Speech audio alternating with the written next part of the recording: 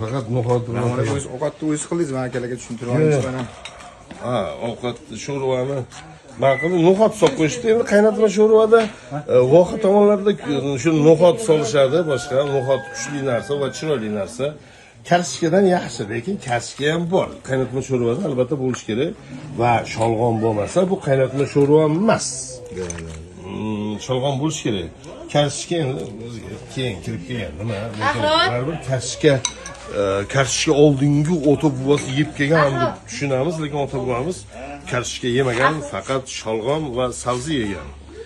Shuning uchun bolalari ko'p bo'lgan, shuning uchun beli baquvvat bo'lgan, shuning uchun ko'kragini qishda ochib yurgan chollar.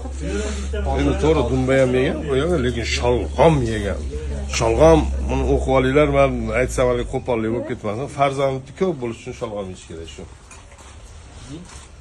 Endi doktor yugurib yurmasdan sholg'om yeb farzand deb bo'lsa bo'lar ekan. Ukol kerak bo'lsa. Sholg'om, menga qara.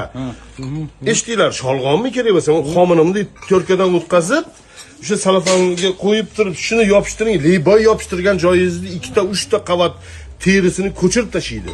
Qizitib tashlaydi kerak bo'lsa, chidolmaysiz, olib tashlaysiz. Orqangizga qo'yasizmi, oyog'ingiz tagigami, soningizga ham qatga bo'lsa, shilvorada kerak bo'lsa. Nima deyapsiz?